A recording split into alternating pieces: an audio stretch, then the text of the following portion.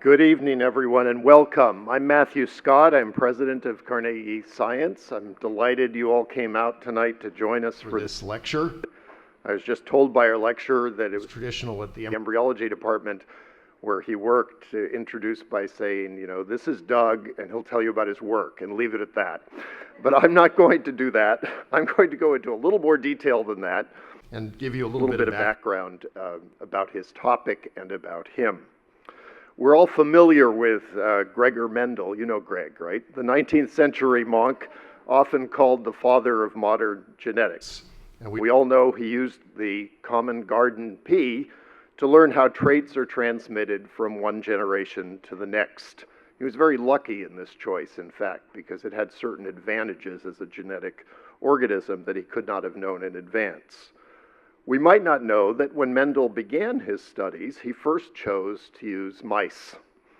He turned to peas when his bishop expressed dismay at the prospect of so much animal sex in the monastery. Purebred peas with distinctive traits were particularly amenable for his work, and had he stuck with the mouse, he might never have made history. The history, of course, was lost for a while and then rediscovered much later. Darwin was deprived of the chance to know about this and some other very important things he might have delighted in. So the pea plant was a model organism, so-called, just a sort of suitable tool for discovering what turned out to be fundamental principles. Model organisms in general are used with the hope that you're going to find something very general, and that's turned out to be much more true than was often suspected. We have a common heritage of genes and proteins, and that heritage is richer and deeper than anyone dreamed at the outset. The model organisms chosen are usually chosen because they grow quickly, reproduce quickly, easily manipulated. In some cases, they get mutations very easily.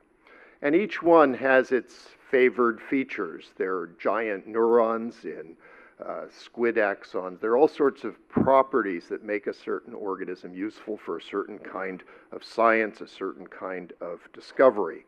And choosing a model organism is something many biologists go through. Early in their career, they become somewhat committed to a certain kind of obsession with a certain model organism, and then they will defend it to the death against, with its virtues, against what other people say better about their model organism. So there are hundreds of experimental organisms used, but there are a handful of true and tried and true organisms, mouse, fly, certain worms, and so on. The National Institutes of Health regards about a dozen official model organisms as of primary importance: mice, fruit flies, xenopus frogs, nematode worms, zebrafish, and yeast are among them. And there are lots of protocols and methods, and often decades or even a century or more of investment in building useful tools for working with that particular organism, including often many variant strains of those organisms. Now, tonight's speaker, Doug Koshland, is famous for beautiful, really spectacular work using yeast. Now, yeast is a single-celled fungus. It grows easily in the laboratory. It's most famous, of course, for things that we care deeply about, like beer and bread. It's also, though, a very important discovery organism. It has been used by hundreds of laboratories, not all with the skill that Doug has applied, but many very creative people have used it. And it's proved its worth in many ways, even though it's probably 1 billion years away from us in terms of an evolutionary distance. It turns out to use a lot of the same mechanisms in its cells that we use in our cells. Its cell and its nucleus indeed divide in a manner very similar to our own cells, and many of its genes have counterparts in the human genome, which is sort of astonishing. You are a lot more like a fungus than you probably realized. In the early 90s, yeast was deemed so important to modern biology that it was selected for a full-scale attack on characterizing its genome, its full DNA sequence. That was completed in 1996, the first eukaryotic organism, the first with a nucleus and it within its cells to be so characterized. Now, Doug Koshland was instrumental in promoting it as a model organism for studying cell biology For over 30 years, he's used this tiny fungus to characterize fundamental mechanisms that maintain chromosome structure and integrity. Chromosomes, as you know, are remarkably compact structures. Each of the cells in your body has 2 meters of DNA coiled up in it. More remarkably, it can be copied, and then the copies can separate without tangling being a problem. And most of us people, well, some of you have hair. Hair is hard to untangle, and it's not nearly as compact as a yeast chromosome. So he's explored how to understand the process by which the chromosomes are condensed into compact forms from these long strands of DNA in an organized way, and then selectively unraveled for the genes within them to become active. And then chromosomes have to go through all sorts of lining up and pairing and sorting, because each daughter cell in the process of cell division has to inherit the right number of chromosomes with all the kinds represented, no duplicates, no missing parts. And that takes a whole complex machinery which he studied. He was the first to identify proteins called cohesins, or really protein complexes, that regulate the separation of the duplicates during cell division. His work, as it turns out, has a lot of importance in medicine, because these sorts of mechanisms that control cell division are important in cancer and other diseases. Now, more recently, he started to study a sort of peculiar and fascinating aspect of yeast, which is its ability to tolerate desiccation. I just went to visit our Carnegie giant telescopes in the Atacama Desert in Chile, and I was studying the same process of desiccation from a different angle, my own. Now, yeast is much better at it than I was. It can survive the temporary loss of almost all of the water within the cell, so this shriveled thing can survive.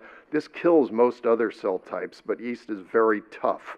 It's an example of an organism that can survive extremes, and you've all heard of other examples of this, like the incredibly rich life in black smoker vents deep in the ocean, organisms that live in the boiling pools in Yellowstone National Park. You can see the colors of the algae and bacteria. I mean, it's just amazing what life is capable of at the extremes, and this is what Doug's topic is today, how studying life at the extremes, or employing life at the extremes, has revealed things about more familiar life. And as you look at these things, it's better than science fiction. It's more amazing often than science fiction. There are barred godwits, birds that fly from Alaska to New Zealand nonstop, the length of the Pacific, in 7 days without ever setting down. That, to me, is a miracle, and it happens every year. And these things that you begin to understand about microorganisms and about large-scale organisms that just astonish you, and say, well, how do they navigate and how do they find their way? Even if they have the strength physiologically to do these things, how do they do it? And they share a lot of our genes, as I already alluded to, and a lot of our protein structures. So they are exaggerated forms in some way of what our parts are. But we exaggerate things too. We've got the swollen frontal cortex that we're always bragging about, even though we're far inferior to many animals in other respects, particularly some athletic ones, or our ability to use sonar to navigate. We're not very good this way. But each animal has its own special, properties and advantages, and that's the kind of thing Doug will be talking about. So who is this guy? He's an alumnus of the Carnegie Institution, which I'm very proud of. He's worked with the institution for many years. He's now at some Western university. It's called Berkeley. He's a professor of molecular and cellular biology there. He got his bachelor's degree from Haverford and his PhD from MIT, as did I, and we overlapped there. And so I've known him and admired his work for many, many years. He did his postdoctoral work at the University of Washington, a great center for genetics, and then at University of California at San Francisco, another great place. And then he joined Carnegie as a staff member in our embryology department in Baltimore in 1987. It was a crucial member of that department for many years, including playing a big role in planning the beautiful new building we have there. At the same time, he was an adjunct professor at Johns Hopkins. From 1997 until 2012, he was recognized by Howard Hughes Medical Institute Investigatorship, and he stayed at the department for more than 20 years, moving to Berkeley in 2010. I'm very happy, of course, that he's still our close friend and comes back pretty often. He's a member of the National Academy of Sciences and the American Academy of Arts and Sciences, a fellow of The American Academy of Microbiology and the American Association for the Advancement of Science. He's won a Lucille Markey Scholar Award, the Beckman Young Investigator Award, the Helen Hay Whitney Fellowship, many, many really important honors.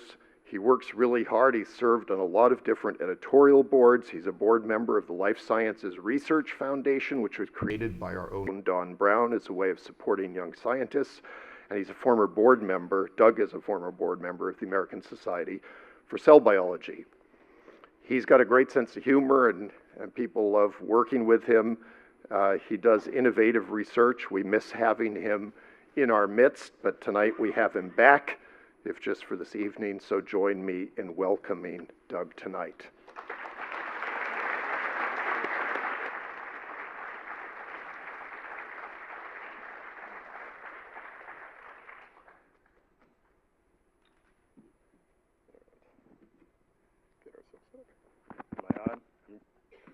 Okay, well, it's a great honor to be here, part because I think many of you know Carnegie from this venue, but I hope you appreciate it's one of the great scientific institutions in the world. Its contributions to biology, astronomy, geophysics, desert ecology.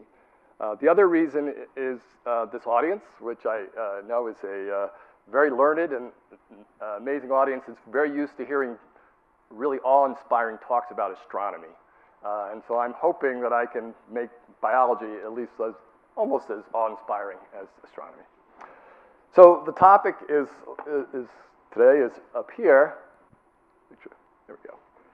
And because I was a little bit intimidated by you as an audience, I thought it was very important to start with some goals. Because as the famous scientist Yogi Berra said, if you don't know where you're going, you end up someplace else. So I have some explicit goals for tonight.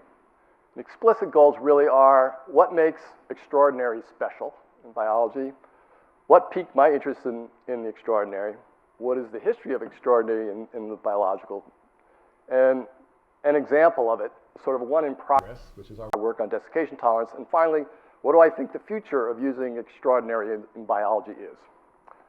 I also have some implicit goals. My implicit goals are really is what is it like to be a scientist? And I want to hope to convey to you that where do we get our ideas from? What's the fun of discovery? The wrong turns we take, the successes, and the fact that it's really hard. So to begin to sort of understand what is special about being extraordinary, I thought I would start with a little word association. So if you see this picture, your first response is, I think the word would come to mind is smart. If you see this picture, your first association is not so smart. So the question is, really, how can ordinary scientists make important contributions? I think at least one way we can do that is through extraordinary biology. So what I want to do is to first tell you why I think this is so helpful to people like us. And fundamentally, it comes down to a very, very simple principle in science, which is really what we're trying to do is to increase signal to noise. So signal is what we want to study, but the problem is there's usually a lot of noise that prevents you from observing, studying it. And what extremes do is they allow you to study signal to noise. So just an example here, we have some trait. It could be the color of car, red color of cars, more red in this direction. And we have the number of cars in that direction. And you get some distribution of cars if you observe them all. And you have out here basically the rare guys that are very colored, very extreme. And the question is, by studying these weird guys out here, we can learn something about the population inside. So let me give you an example which I think really sort of puts it home. So supposing you were asked to do the following. You want to study teenage boys who will later play in the NBA. And you say, well, that's impossible because there's about 20 million teenage boys and only about 20 in any given year are going to make it into the NBA. So if I were to try to study them, I would have to take films of 20 million people, and that's cost prohibitive. I couldn't possibly ever do that. But if you say, okay, well, what about if I just take people who are 6'5" to 6'8"? Turns out the numbers get better. The noise goes down. Instead of having to study 20 million, it's 1 in 10,000. That still seems pretty prohibitive and very hard. However, if you take people over 7 feet tall, I was astounded to find this out, about 1 in 5 Americans who are over 17 feet tall will play in the NBA. So the signal to noise is way down now. Now you could actually just go out and find the 25 kids who are 7 feet tall and study them, and you're pretty guaranteed that those studies will be worthwhile because 5 of them will end up in the NBA. So that's a classic example of, I think, and the really take-home lesson I want you to get tonight, just keep thinking about this, is that's what we're talking about. We've used biological extremes to increase the signal to noise to make profound observations about biology. So the next question is really, how did I get interested in the extraordinary? Okay, where did that come from? So you might imagine that I liked playing with weird toys when I was a kid, okay? It turns out that that's not what it was. What it was I liked playing with weird friends. So this is my weird friend over here, Mark Roth. He's doing a TED Talk. I recommend highly that you see this if you're interested. I'll tell you a little bit about his research and how it got me excited. So Mark was interested in roundworms, and he was particularly started studying their response to oxygen. And what he found was that when they were present in low oxygen, Hypoxia. for a period of time and then returned to normal air, they were damaged. Very similar to what would happen to you, for example, if you had a mild stroke. However, he found something rather astonishing, which was if you put them in no oxygen and then return to normal air, they were perfectly behind. They behaved normally. So you might ask, what's normal behavior for a worm? And just for example here, this is on Friday night. They go out and they put on their green dresses and they dance around. Okay. So this is actually GFP-colored worms, and what you can see is you can watch them move, and you can characterize their behavior and ability to move, how well they move, how well they eat, and they were perfectly normal. So now let's contrast that and think about people. What happens to people when they're exposed to low oxygen? Well, they can be exposed to low oxygen by having a stroke, or, for example, being frozen. People that are exposed to low oxygen for a long time when they have a stroke, unfortunately, like President Harding, end up dead, okay? The people that are frozen are dead, but remarkably, they come back to life. Significant time, if they're warmed properly, they will come back to life. So the question is, what is the difference between these people and the ones up here? Why is it they come back to life? And Mark thought to his results with a worm, and he said, what he thought was happening was the worm was, the problem with low oxygen is you try and soldier your way through it, and you keep trying to function, and then you get all kinds of damage. It's kind of like, if you imagine your gas is kind of low, and the car starts sputtering, and you push the gas pedal harder, and what ends up is the car jerks all around, you hit the tree, and then boom, it's bad news, right?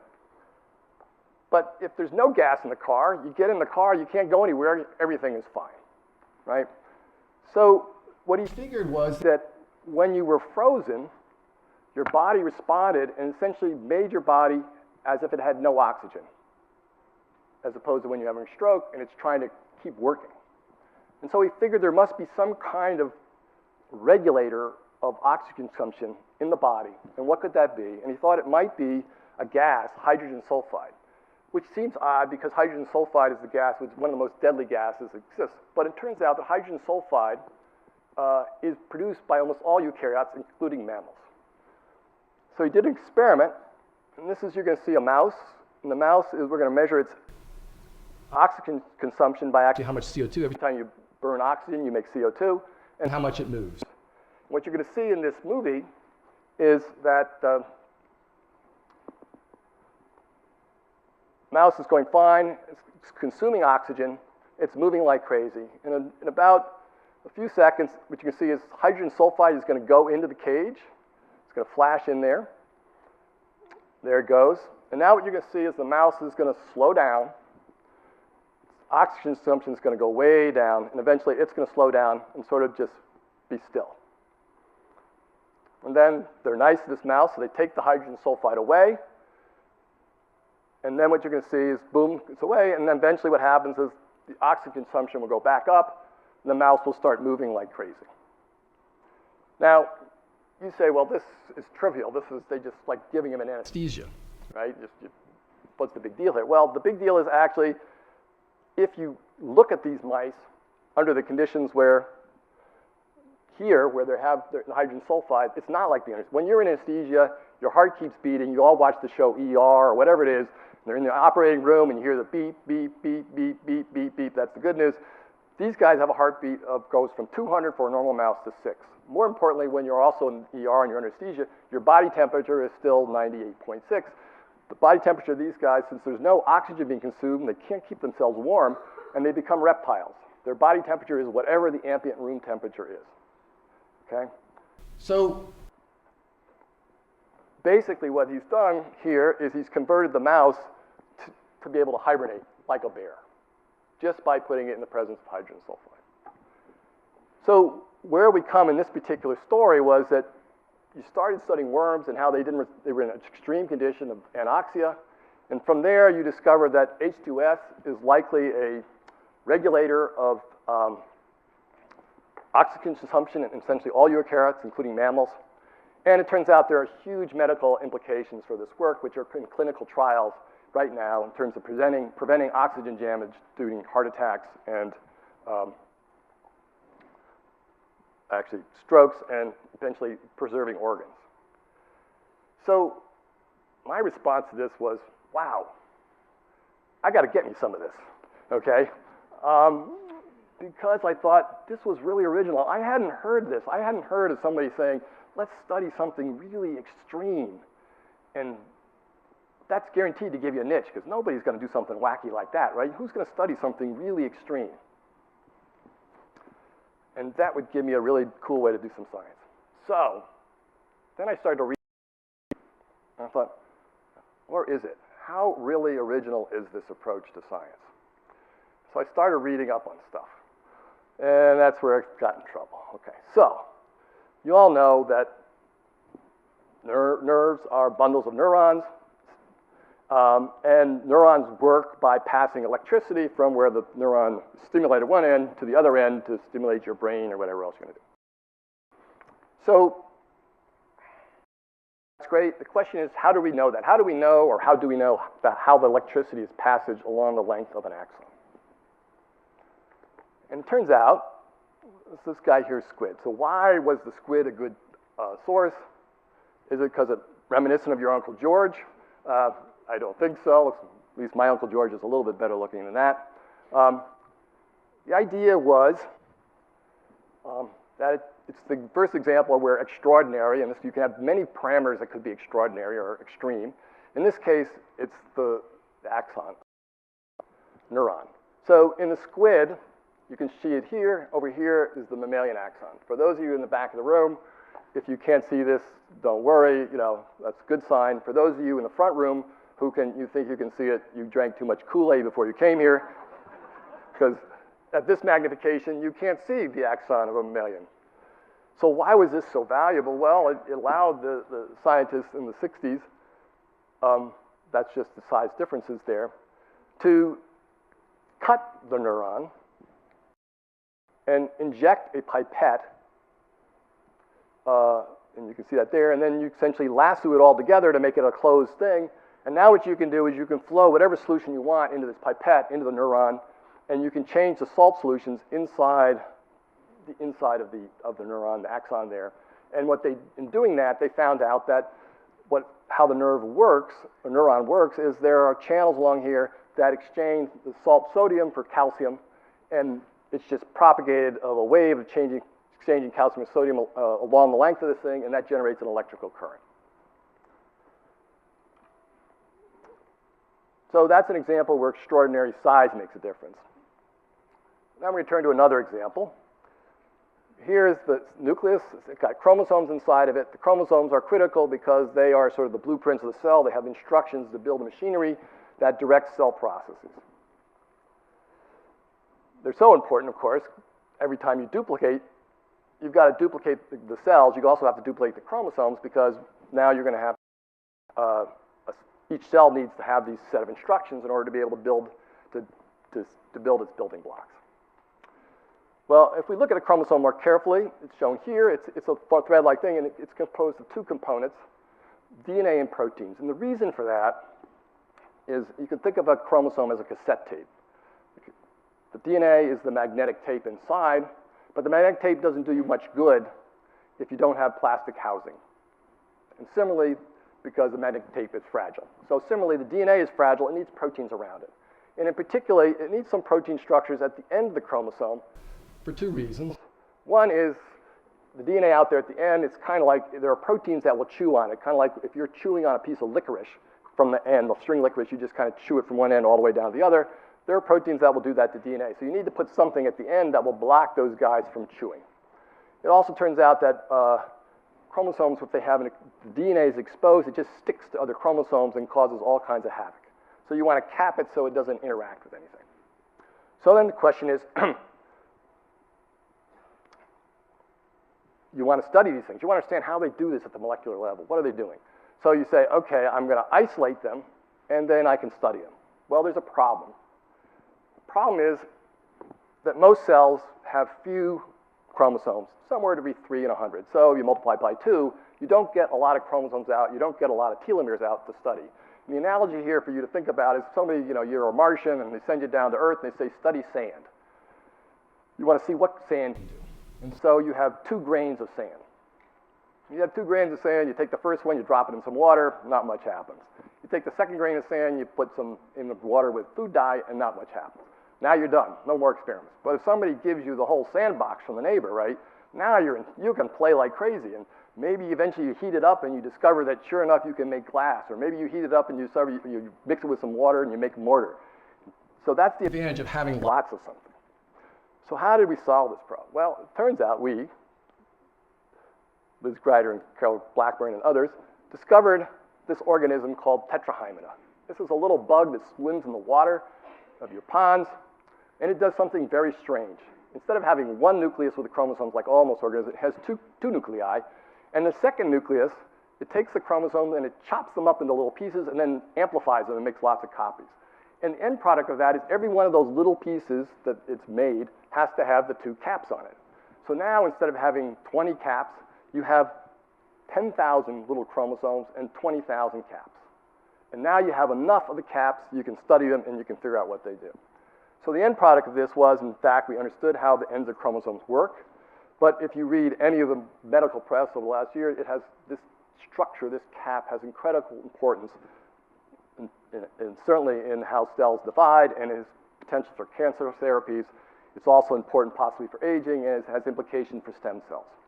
So again, we started with a weird organism that did something very strange and found something out very profound about biology. Now, I want to tell you 2 other examples very quickly, which is how do we know how a gene works, or what is the structure of a gene, or how does it work? Well, it turns out that a large amount of information came for the first eukaryotic gene from a gene from Xenopus. And again, it was the same thing as I just told you about with the telomeres. It was studyable because of the fact it wasn't present in 1 or 2 copies like most of the genes in your body, but it was present in 10,000 copies. And that allowed you to manipulate that gene in a way that was not possible, certainly biochemically. Turns out that, how do we know? That's sort of, we could get the structure of the gene. How do we know how the gene is actually read? Well, it turns out that newts, these really weird, have these humongous chromosomes where you could actually just visually see how the DNA is being read, sort of like a ticker tape machine, to generate the RNA, which is going to eventually lead to the protein structure. So those were 2 more examples of huge chromosomes and amplification of genes, not from 2 to 10 or 20, but to 10,000 that allowed you to do something. The work was done by Don Brown and Joe Gall. So who are Don Brown and Joe Gall? They are very famous scientists. Both of them have done amazing work. Both have won the Lasker Award, one of the highest honors in the United States. And they also turned out to be my colleagues for 20 years. So now you might begin to think something, which is, okay, so what I told you is that Mark Roth was not a creative, really bold, a new idea. It was a well-tried idea throughout biology, and had been seminal to discoveries have resulted from sort of looking at the extremes. The question is, why didn't I know about it? Particularly since I had colleagues in my old department who were doing it. I'm really looking bad here, right? So you could say, well, Doug, you told us you weren't so smart, right? That's a possibility. But I'd like to think there were some other reasons besides not being so smart. One of it is I think it was really ingrained in early biologists, of course, they were sort of pushed that way because technically they were very limited. So if you had an organism that had large eggs, you worked on it because that made life easier. You know, if you're working on the squid and you happen to see this big tube, you say, oh, that big tube, I can do something with that. Lo and behold, it's a neuron, I can do something with it. So it had stopped sort of, it had been used a long time ago and people were just exploiting these things when I was a young scientist. The second thing that happened is a technical revolution. So what happened is that we have now amazing tools in biology. And it allows you to take the ordinary and make it extraordinary. So as I told you before, well, you couldn't study mammalian neurons because they were too tiny. Well, it turns out now we got tools, we can actually begin to study mammalian neurons where we couldn't do it before we had to have the squid. So I guess you can say at this point, well, okay, maybe the time of working on extreme organisms is done. Now we can do things with computers, we can do things with amazing microscopes, why do we need to do this anymore? And so what I'm going to hope to tell you now is I think I still got to get me some of this extremisms, okay? Because I think there's a real room for some of the big issues that we have to tackle in biology, and I think there's lots of interest. We can't even conceive of some of the problems, even though we have the technology to look at them. So that brings me to, well, I got to work on something if I'm interested in extremes or extraordinary. What is it? Well, water is a critical, everybody knows, critical life. All the Mars missions you're going to hear about. Maybe I think next week everybody's looking to see if there's water. Is there life? And that's because water is about 80% of any organism and its cells is water. So there are these amazing organisms that Matt mentioned that survive with almost no water. They're shown here. They have this amazing thing is once the water goes away, they can return to life, and in fact, they can survive without water for months, sometimes years, sometimes even thought to be thousands of years without water, essentially almost no water. So I figure this is something profound. If we can figure out how they do it, we'll learn something essential about life and about how organisms and cells work. So the question is, okay, that's the topic you want to try do. You got to pick an organism to work on that is going to be useful. So it was pretty obvious humans was not such a good idea. Okay. So instead of that, we turned to this budding yeast. As Matt implied, in fact, I've been working for 20 years showing how ordinary budding yeast was. That, in fact, it had chromosomes just like human chromosomes, and we could discover these proteins that were involved in organizing them, and they turned out to be important in cancer, and now they're involved in stem cell regulation and all kinds of fun things, sort of pushing how ordinary it was, how like it was humans. But of course, you all know, when you go to the grocery store, you get a packet of yeast. It's been sitting there for months. It goes into your home, and you forget about it, and you make your bread once every 5 years, or your pie, or whatever, and that stuff, you put in some water and some sugar in it, and it comes to life. It's not spores. These are just dried down cells that have the ability to come back to life. So yeast we know how to manipulate. Nobody cares if you kill them. You can kill them by the millions and nobody cares about it. It's really good. So it's very simple. You take a culture of yeast cells, let's say 5 million. They're growing in a liquid media with some food for them. And you remove as much liquid as you can. You just let them air dry, desiccate for a couple of days. Then you rehydrate them and you say, well, how many guys are viable here? Just count the number of viable cells. At the same time, you do the control, which is you take the same culture, you never desiccate it, and you then measure how many viable are there. And then all you do is, we can do this, we're not astronomers, but we can do this kind of math. We just divide the two, and that gives you the percent survival. So this tells you how well you survive if you haven't been desiccated versus how well you survive if you have been desiccated. Okay, so now we got an interesting result. So if you take dividing yeast, ones are growing because there's lots of food around. This is a plot here of how many survive, and it's a log scales plot. So it's just important that each bar here represents a tenfold difference. And what you can see is that if they're dividing, 1 in a million cells survive. But if they're nutrient starved, now it's about 20%. So there's a huge difference, like almost a 100,000 millionfold difference here. And that begs two questions. Why? What is killing these guys? And why are these guys alive? What's not, why doesn't whatever it's killing it here, why doesn't it kill these guys? So we think the simple idea is, well, there's some stress that's induced by desiccation that kills the dividing cells, maybe multiple stresses. And that these nutrient-starved cells have what we call stress effectors, some magical molecules, proteins, whatever we think, that somehow mitigate those stresses so they don't cause lethal damage to the cell. A little bit like Mark Ross, hydrogen sulfide. Okay, so what do people think? Well, water does everything in cells. It's a biochemical cofactor in most reactions. It's a solution in which you move stuff around. It helps diffusion. It does all kinds of things. So these are all stresses they think that when you remove water, you're going to have problems. The proteins are going to aggregate together. The membranes are going to break. The DNA is going to break. Cells are going to become acidic. They're going to have problems with their salinity or salt, and they're going to have pressure issues. So that's all the possible things. And people have known that there are stress effectors that have been identified, proteins that combat the aggregation, things that affect control osmolarity, membrane integrity, oxidative stress, plus some small molecules, trehalose and proline. So we're now stuck with the problem, okay, these are all the potential stresses that could be killing them. These are all the potential molecules that could be. Are any of these important for fighting desiccation? They all seem like candidates, but were any important? So the way we get at this is being a geneticist, so I just want to sort of give you the strategy here. It's very simple. So the way to think about this is supposing you're a Martian and you've been told by your captain of the ship to go down, and you know there are cars and you know that they have this noise coming out of them, something they think you hear the humans call radios. And you're instructed to figure out what parts of the radio actually are important for, part of the car actually are important for radio function.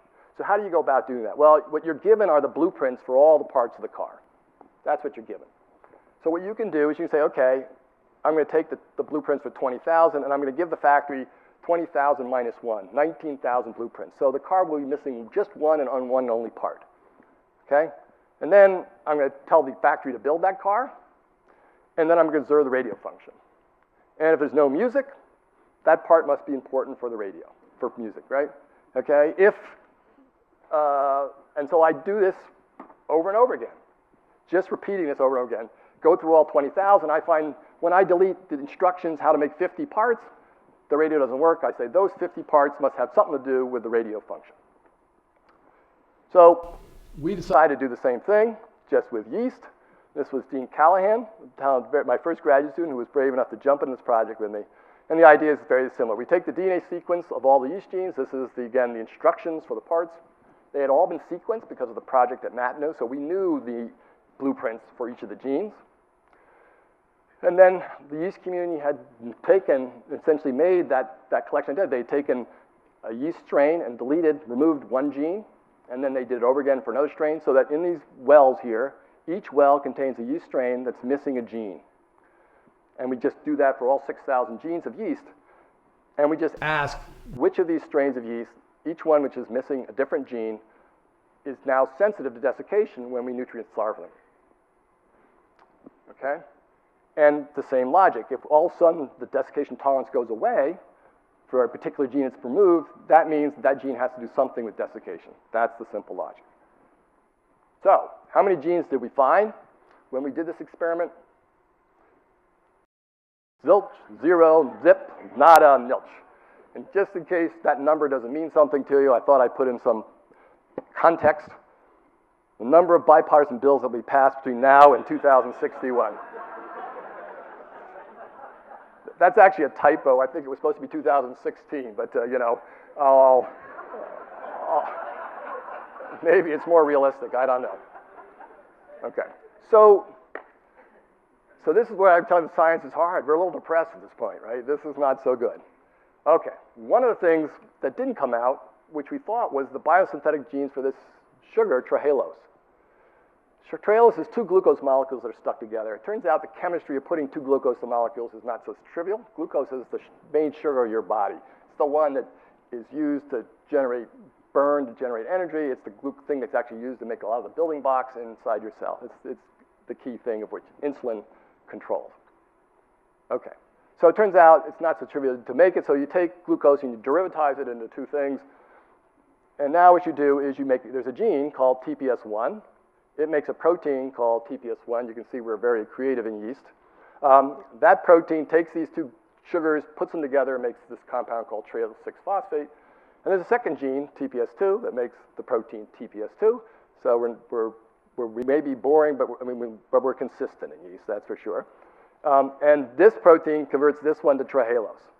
So the simple idea was that if you knock out this gene, this instruction's not present inside the cell, you can't make, this protein's not made, there's no way to convert this there, and so you're not going to make any trehalose. Alternatively, you can knock out this protein in the cell, and similarly, you can't make this intermediate into trehalose. So both of these genes should prevent trehalose from being made, and they do. And when you do that, There's no effect on desiccation tolerance. So why were we surprised? Well, we were surprised because, certainly the conclusion is, okay, you don't need trehalose. It was there. You can knock it out, big deal. Well, the reason we're surprised is because it's found in huge quantities in almost every androhybiotic that's around there. Every cell that's desiccation tolerant has tons of trehalose. And so we just thought, well, that's a smoking gun. That means it's got to be important. Why weren't we so surprised? Well, it turns out people had noticed the fact that there was a lot of trehalose present in cells. And in fact, plants have, in desiccation tolerant cells, but even desiccation sensitive plants have trehalose in them. And people tried to engineer plants so that they would make more trehalose with the hopes they would become drought or desiccation tolerant. And the answer is they got a really weak effect, and importantly, they made the plants really sick. So everybody gave up on it at this point. It's like, okay, this is not, there's something else, we move on. And indeed, come to the conclusion that trehalose is not the holy grail, and sometimes that correlations can be misleading. And just to give you an example, that we confront this in science all the time, you may know that drinking lots of coffee is heavily correlated with cancer. And so why aren't all of you running out of the room now and getting all upset? Well, many years ago they discovered that the reason there's a heavy correlation is because people that drink lots of coffee smoke lots of cigarettes. And so it had nothing to do with the coffee, it just that you're just detecting a habit thing. So we didn't know why trehalose was present in these cells, but it could be that analogy. So we forgot about trehalose until a very talented postdoc in the lab came, Ugo Tapia. And Ugo said, Doug, you've been making a mistake. The problem is you're not thinking like a yeast. So I've been often accused of thinking like a yeast, but certainly relative to your astronomers, I probably down there. But anyway, turns out that yeast are often, at least in California, there's no rain from May to October. And so maybe we didn't do the experiment right. So let's think about it. What we had done before was we had desiccated them and then rehydrated them after 2 days. Why don't we do the experiment of letting them sit for a long time before we give them the water back? Then might we see an effect for trehalose and what happens? First of all, what happens to yeast if you don't suppress this for a long time? So this is the experiment we see. So here what you can see on this side is our desiccation tolerance, a log plot again. And what you can see is, this is what we were looking at before, 2 days, wild-type cells survive fine. But what you see is after 30 days, it comes down a little bit. And after 6 months, a lot of them have died. Then we measure the trehalose concentration in those cells. And lo and behold, we see that after 30 days, the trehalose concentration is dropping, and it drops even further after 180. So now we're back to having a correlation. Trehalose does seem to be affecting, at least correlating, with the ability to survive desiccation. The less you have, the less good it is. So this thing makes a prediction. Is it just another correlation? I just told you correlations are dangerous. How can you do anything about it? Well, we can say, okay, there's a prediction from this. One is that if we reduce this, I said, well, supposing we get rid of all the trehalose in the cell, so there's no trehalose at this point, would we drive the viability down further? That's the prediction. If trehalose is really important, you get rid of it, they shouldn't be able to survive long term at all. Well, the alternative is if you could make them not degrade their trehalose and keep it around for a while, maybe then they would actually survive better. So those are the two simple experiments we wanted to do. Well, the first one I've already told you know how to do, and that is we can get rid of all the trehalose in the cell by knocking out these biosynthetic enzymes with our deletion. What you see is we go exactly what we predicted. So at 30 days, where now the wild type cells normally survive fine to 30 days of desiccation, if they don't have trehalose, they lose 100, 200, almost 1,000-fold more sensitive to desiccation. So trehalose, having it there did seem to make a difference. What about the other experiment? So the other experiment is, the prediction is, of course, if we could keep trehalose levels high, they should actually be sort of immortal and survive a really long time, even when they're desiccated for a long time. So the question is, how can we prevent trehalose degradation? So you have to think like a Martian or a yeast geneticist, go back, it's the same simple paradigm. It turns out that trehalose is broken down in yeast by two genes which encode two enzymes that actually will break the trehalose back down into two glucoses. So we thought, well, if we knock out those two genes, we won't have the enzymes that can break trehalose down, we'll have more trehalose. That was a simple idea. So what happens? Lo and behold, we see, just as we predicted would happen, here's wild type again. You see a big decrease in viability after 180 days because they're losing their trehalose. At least that's what we assumed. And if we get rid of these enzymes and keep the trehalose levels as high as they can be, now we see that they're totally viable after 180 days. So it works. So this was really exciting because the correlations all work. Now we're really beginning to see trehalose is doing something. But it also told us something interesting, which I think will be relevant to your talk, next coming talk, which is people didn't want to believe this at first because you think about what I just told you.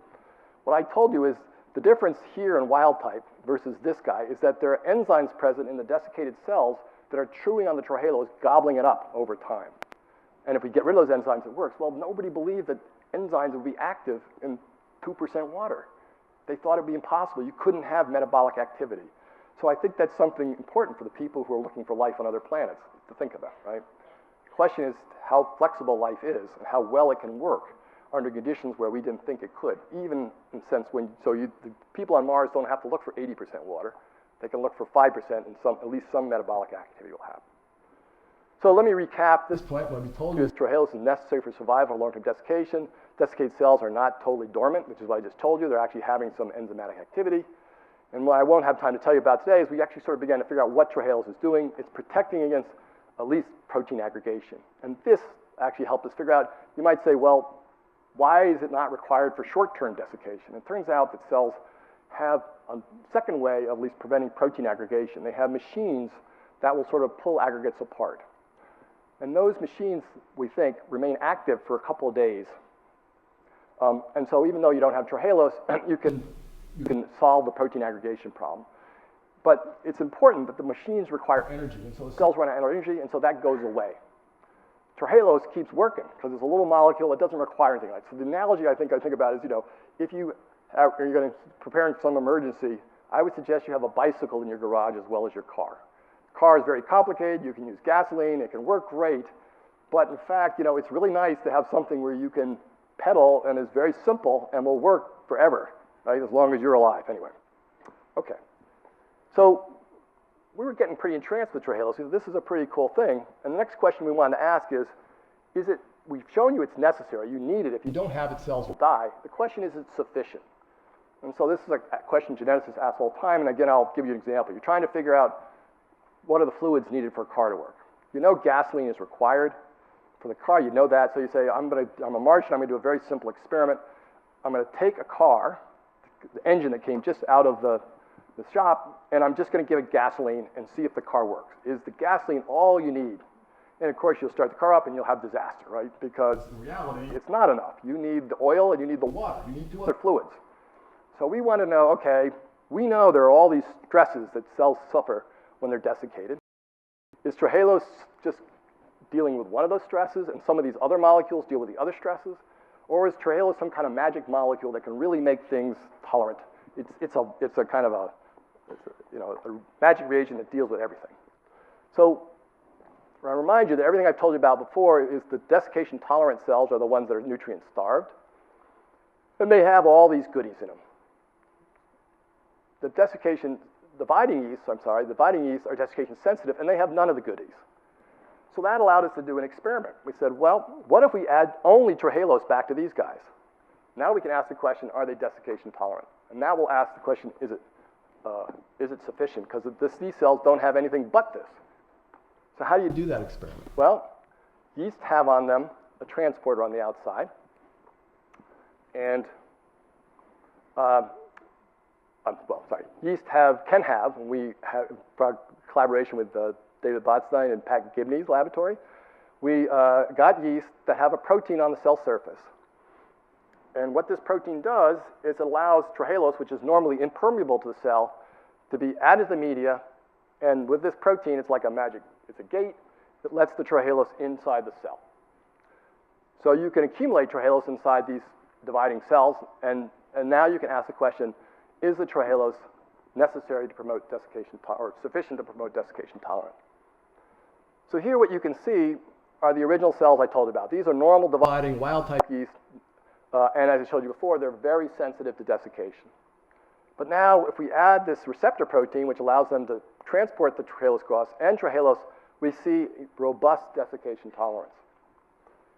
So it appears that trehalose is necessary and sufficient to allow cells to become desiccation tolerant. And just to point out, as you want to make some predictions here, if you just add trehalose to the cells without the transporter, it just sits in the media and everything else, so they remain sensitive.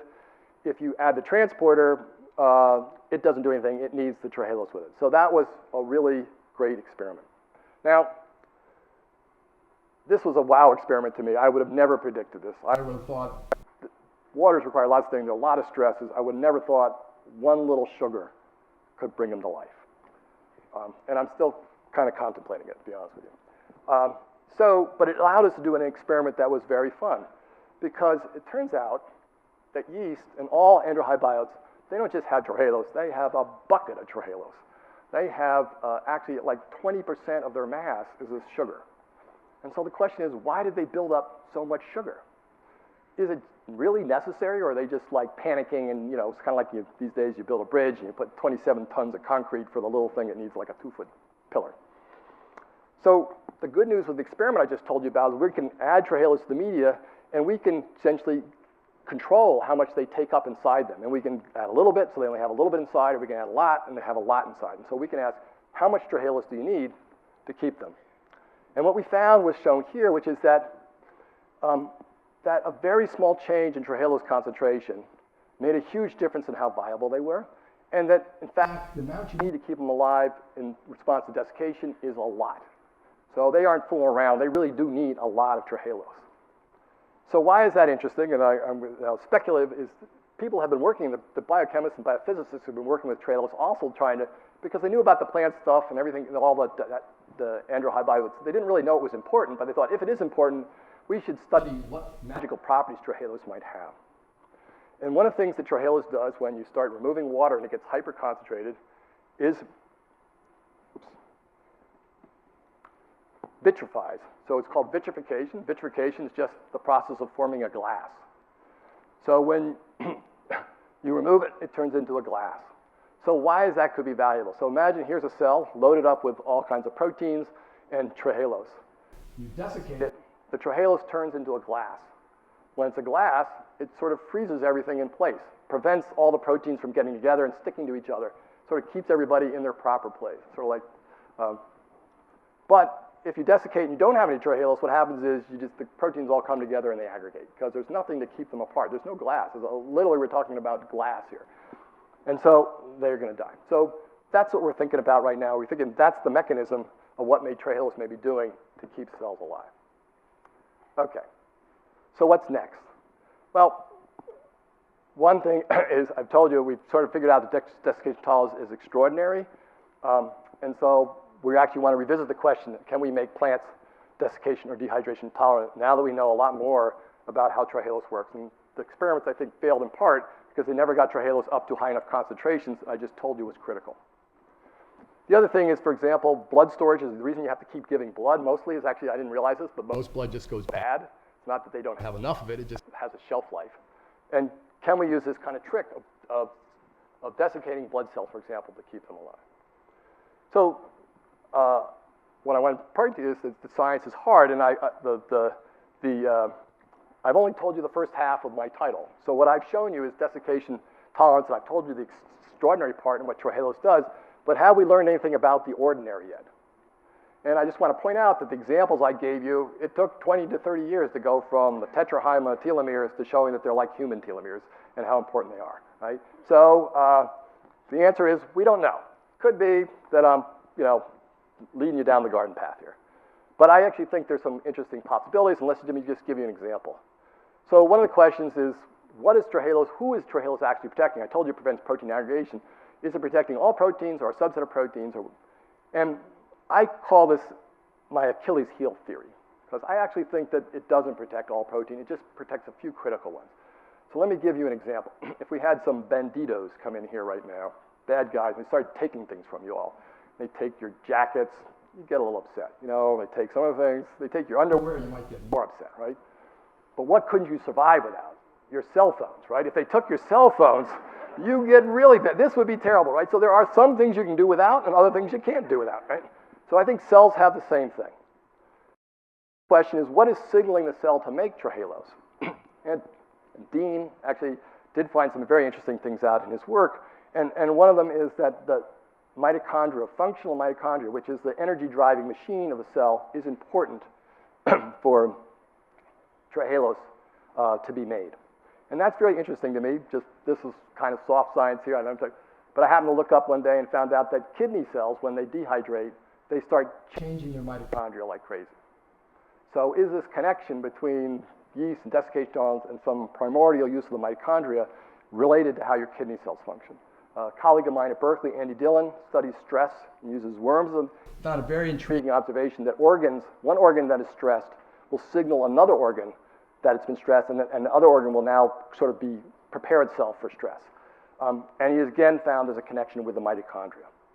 So we think that studying desiccation and studying how the mitochondria controls it may lead us to understanding that the idea that the mitochondria is some kind of central stress sensor. Okay, so other extraordinaries that's still being studied. I just want to point out there's some very cool guys out there that are actually being studied right now besides yeast. There's this little organism called tardigrades. I think if you've never heard about it, it's one of the most amazing organisms. It certainly is the most amazing organism, I think, on the face of the earth. These little guys, you can see he's going to eventually turn over and look very cute and sort of crawl around. They may put yeast to shame. So they're desiccation tolerant. They're also freeze tolerant to minus 328 degrees Fahrenheit. They can be heat tolerant to 240 degrees Fahrenheit. And they can fly. So they've actually been sent up in the vacuum of space and come back and been alive and produce fertile young babies. Another example is the naked mole rat. So it's very pretty. Naked mole rat lives 30 years, and as far as now, there's been never cancer detected in these organisms. Sometimes you don't get cancer in an organism that lives 2 years, it's not a big deal. Something lives 30 years and doesn't have cancer, that's a pretty big deal. So are these examples of where we can find some really interesting new biology? So I want to end with the following simple point. Is there extraordinary biology yet to be discovered? And I want to think about this, and at least I thought about it recently. Let's think about the exploration of the moon. We spent $29 billion to go to the moon and explore it to find new things about space. It's a lot of money. Nowadays, it's like $170 billion. I remember I was projecting to go to Mars and all this stuff. And I would like to propose that we maybe spend $5 billion scouring the Earth for tardigrades and squids and all kinds of new organisms to look for extremes that might be interesting to pursue to figure out fundamental things about biology. There's a lot of examples. I think you may have just to make a point, if you read the New York Times article where they took sequenced DNA from the New York subway, only 50% of the DNA they could identify to being belonging to some microbial species they knew about. So even in New York City, half of the microbial world, we have no idea what it is. And microbes have been the major generator, I think, of changes in biomedicine, probably than anything else. With Taq polymerase, to allow gene sequencing, the most recent CRISPR thing that some of you may know about are spectacular. But here's an example, at least the one thing I might look for. So every decade is the decade of neurobiology. They're going to figure it out. And I believe there has to be some major paradigm changing, at least because it's so complex, you get this thing called emerging principles, where lots of synapses come together, and something, we can figure out very much how you stimulate my fingers. The nerve goes up here, goes to my brain, and then it does, eventually it causes me to be hot, so then the nerves come down here and make my, take off my jacket. Take off my jacket. So, but what happens in the brain, once the nerve gets into the brain, that's the big black box. Right? It's really hard to figure that out. And I don't know, maybe there's going to be some computers that are going to be atomic computers that can help us out. But I suggest why don't we try the extremes. So here's the model. We have humans that have 10 to the 14 synapses. We have fly that have 10 to the 7th. We have worms that have 7,000. Even 7,000, I think, is too much. Why don't we find an organism that's got 20? Then we could study. Then we could say, okay, the only thing it does is it eats and it turns right. Those are the only two things it does. It makes those decisions. Is there such an organism out there? I don't know, but maybe. Why don't we look for it? You know, I think it's as good as sending something to Mars. Personally, I have a little bias here. You know, I'm a biologist. What the heck? So I think there's a lot of really interesting biology to be learned.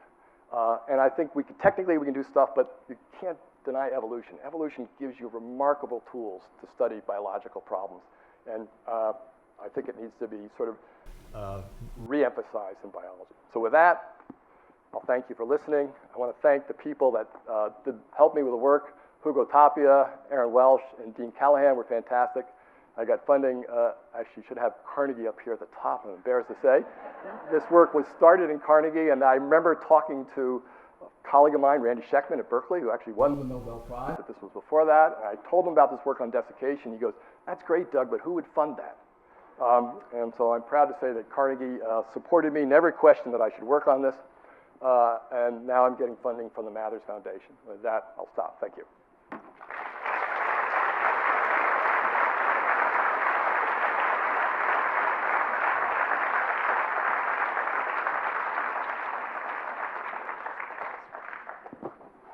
So we have a couple of microphones here set up for questions. Please limit your questions to 12 minutes each. Okay, can I go first? Or Yeah. you want to go first? Okay, I'll go first. So you had this, below your trehalose, you have proline, but you didn't mention anything about it. Can you elaborate a little bit on that? No. So yeah, proline is also prevalent in often quite high concentrations in desiccation-tolerant cells. We haven't found a way to manipulate it yet. So do you know it's proline or it's proline-rich proteins? It is actually, well, no, I don't know the answer to that. So I think it's some kind of, mass spec or whatever. Yeah. No, there are lots of things about desiccation to figure out. It's kind of a question, from the left field, but Good. if life evolved billions of years ago, somewhat spontaneously, it seems like it should still be possible for new life forms, to be forming on the Earth. Is there any research or looking into that sort of thing? And that sort of leads into what you were alluding to in your final slides. Yeah, I think it's I certainly believe that evolution continues. We are seeing new life forms in viruses, things like SARS and stuff like that have become, that are new. In terms of more complex organisms, I suspect they're happening, but How do you know? I mean, the only way we know that something didn't exist was to have an archaeological paleontological thing.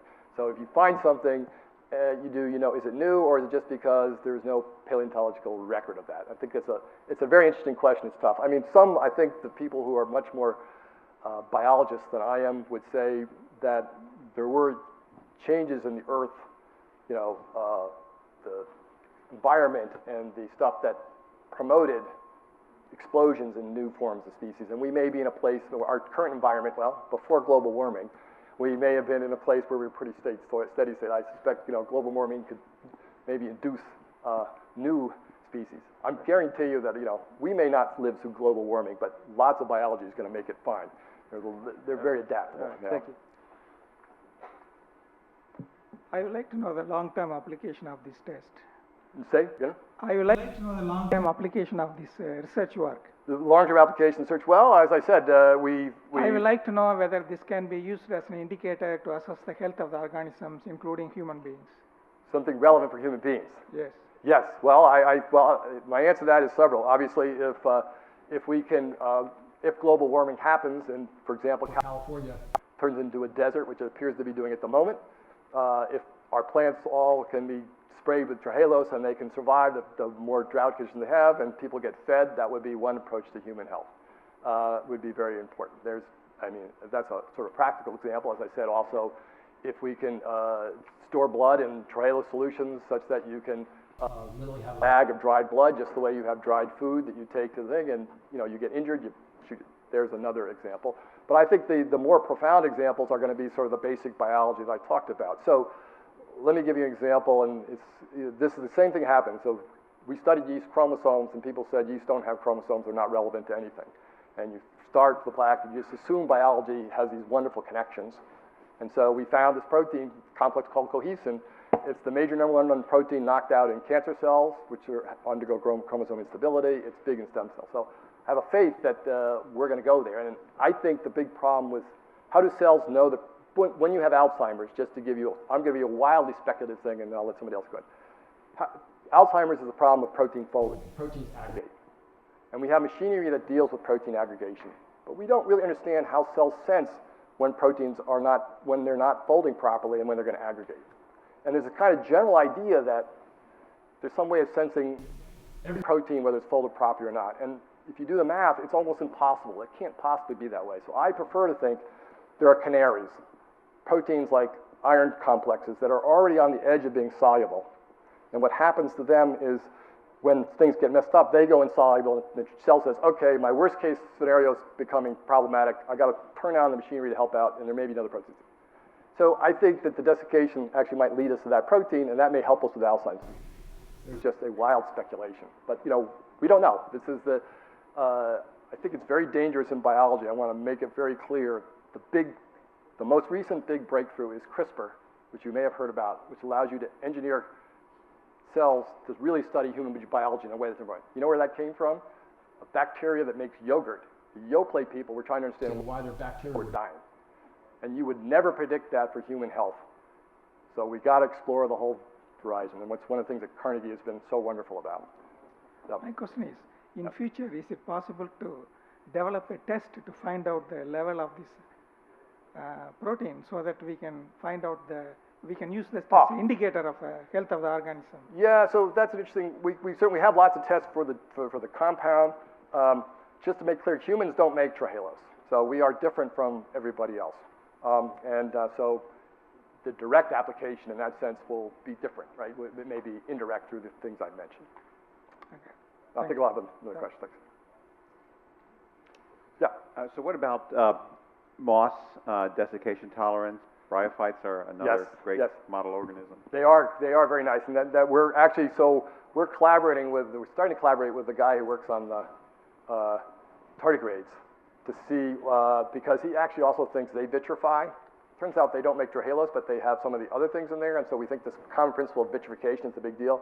So the mosses are very interesting, and the problem with them at the moment is, as I told you, the way we figure this all out is the trick we use of genetics, of having these ability to manipulate the genes, to change the blueprint, to change the cells in a predicted way to make, and that's not so easy to do with moss at the moment.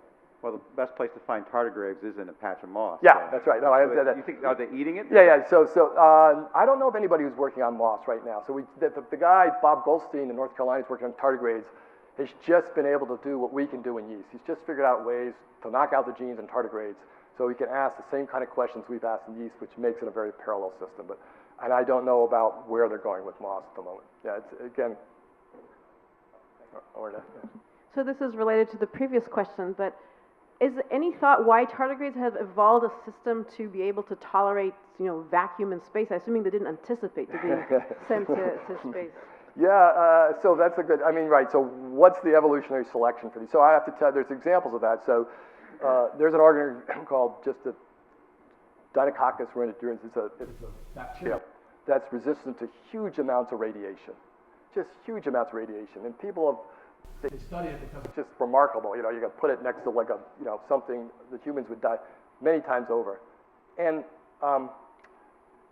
people say, well, but nowhere on Earth would that organism ever see that kind of radiation. So it's the same question Orna just asked, what selects for them? And they thought, well, those desiccation, that they would be desiccated at times, and desiccation might just fracture the chromosomes in a way the same way that radiation does. And what we've discovered is we don't see desiccation causing chromosome, so it's not clear why they're radiation sensitive. So the tardigrades, they are thought to be one of the most ancient organisms. And so you can argue that maybe they were back in the world when, there were still volcanoes, a lot of volcanoes, and water was changing a lot, and they're very, very, very ancient. And there's some, I think Bob Goldstein's about to release the sequence of the genome, and he's told me there's some really fun stuff in their genomes, which argues they're very different from everybody else. And maybe that's because they're so ancient. But why they keep it to this day, they're all over the place. They're every millimeter of water has them. You can find them in a lot of places. Well, salt, they're tough. It's kind of like the alligator. Yes? I'm sorry, I didn't get to the microphone, so maybe you repeat the question. What about seeds? They're all totally desiccated. Yes. And they've been around forever. Right. So Maxine's bringing up, I left out of a major part of biology, which is seeds. Seeds that people don't know, seeds are actually cells. They're not just some little thing. They actually have an embryo inside of them, and the embryo is just kind of stalling, waiting for the time when it gets to food and water. It has some capsule. So seeds have all the same things that yeast have in them and tardigrades. Seeds have lots of trehalose, most of them. They have these small peptides called LEAs, which is another thing we're trying to study. These are little proteins, peptides that nobody knows what they do. They're 70 amino acid peptides, tons of them. So hopefully this would be relevant to understanding how seeds survive in the same way. Yeah. So I hope everybody heard the question. Yeah. Being a non-scientist, I've always been fascinated by how often in scientific research big breakthroughs took place inadvertently because of failures of an experiment or mistakes. Sure. And I noticed one of your earliest slides you made reference but never expanded on it, on your mistakes. So I was just wondering if you could give us a good example in your own research, some of, any insights, big insights or breakthroughs you got through a failed experiment or a mistake.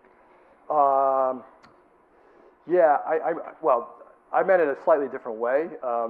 There's a lot of serendipity in science, for sure, in terms of finding things out. What I meant to imply there was that, I'll tell you, so when we originally did the experiments and we found that trehalose, we could prevent its synthesis and cells could survive desiccation short term.